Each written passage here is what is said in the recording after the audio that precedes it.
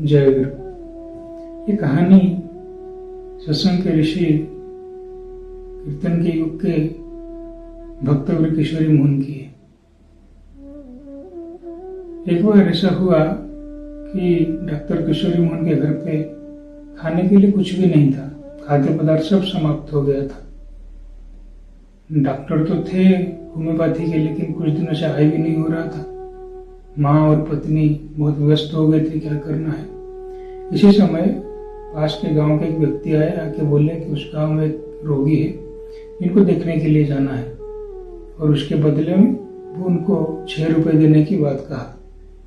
तो किशोरी मोहन उसके हाथ में अपना जो मेडिसिन का डब्बा था वो दे दी और बोले कि आप चलो, मैं पीछे पीछे आ रहा हूँ।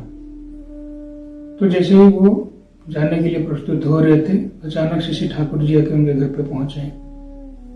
आके पहुंच के बोले कि डॉक्टर, मुझे मालपुआ खाने का बहुत मन कर रहा है, मुझे कहीं से मालपुआ ला के दे, मैं खाऊंगा। तो किशोरी मोहन कहते हैं, अभी तो मैं रोगी देखने के लिए जा रहा हूँ, समय नहीं है, और ऊपर से मेरे पास कोई पैसा कुछ भी नहीं है कि मैं आपको ला के खरीद के दूं खाने के लिए। इस ठाकुर जी बोले, मैं वो सब नहीं जानता, लेट हो रहा है तो होने दो, लेकिन मुझे चाहिए। तो बोले पैसा भी नहीं है। बोले ये जो तुम्हारे हाथ में सोने की अंगूठी है, इसका क्या करोगे? इसी को लेके ही मुझे कुछ खाने के लिए दो, मालपुआ। तो किशोर मोहन बोल रहे हैं कि अगर मैं ये अंगूठी देने के लिए मैं राजी हूँ, लेकिन अभी मालपुआ लाने के लिए 2 मील जाना पड़ेगा पावना के बाजार में, यहाँ पे तो मिलता नहीं है। जैसे ठाकुर जी बोले, जाओ देखो, परम पिता की दया से अगर स्टीमर घाट में कुछ मिल जाए। तो किशोर मोहन भागते हुए गए, जाकर देख रहे हैं कि वहां पे एक दुकानदार बहुत फ्रेश अचानक बना रहा है मालपुआ, एकदम गर्मा गर्म। तो उन्होंने वो सोने की अंगूठी उसके पास बंधक रख के आधा शेर मालपुआ लाकर श्री ठाकुर जी को दिया। श्री ठाकुर जी खूब आनंद मन से सब खाए, और खाने के बाद वो जो रस था वो सब किशोरी मोहन के सर पे बालों में उसको लपेटा। फिर वो जो केले के पत्ते में लाए थे उसको फेंक के ठाकुर जी चले गए, क्योंकि उनका बाल वगैरह सब गंदा हो गया था। तो किशोरी मोहन वो सब साफ सुफ करके फिर गए, जाके दूसरे गांव में रोगी को देखा। जब रोगी को देख के घर पे वापस आए तो हुआ ये था कि वो पूरे जो गए थे, जो पहले का जो बकाया वगैरह था और जो भी कुछ रोगी देखने के बाद जो मिला, सब मिला के 75 रुपया उस जमाने में उस दिन उनका रोजगार हुआ था। और एक बार फिर से वैसा ही घर में परिस्थिति जन्मा, खाने के लिए कुछ नहीं, क्या करेंगे क्या नहीं,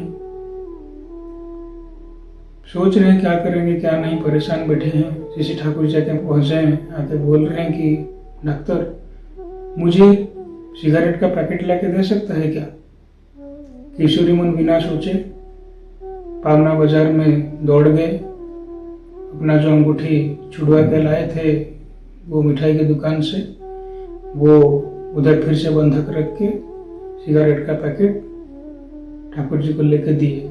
उनको लगा था कि पिछली बार उसको बंधक रख के ठाकुर जी को मालपुआ दिया था तो बड़ा रोजगार हुआ था, इस बार अगर वैसे ही करता हूं तो मुझे खूब रोजगार होने वाला है। लेकिन ऐसा कुछ हुआ नहीं।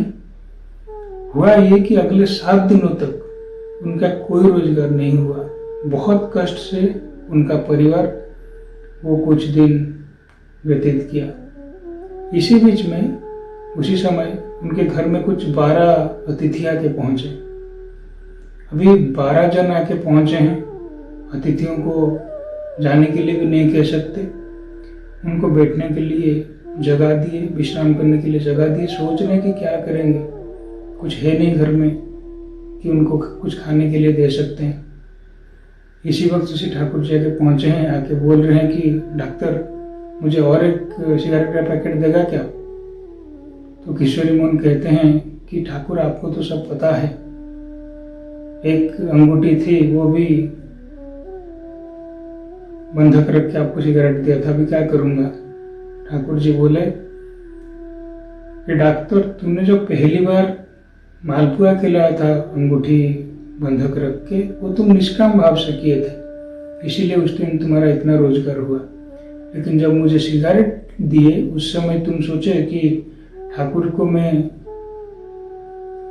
बंधक रख के कुछ दूंगा तो फिर से मेरा वैसा ही रोजगार होगा।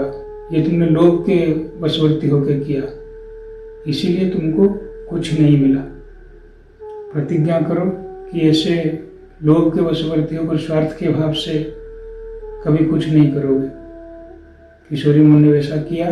उसके बाद श्री श्री ठाकुर जी उनके परिवार के लिए, अतिथियों के लिए खाद्य पदार्थ का व्यवस्था किए।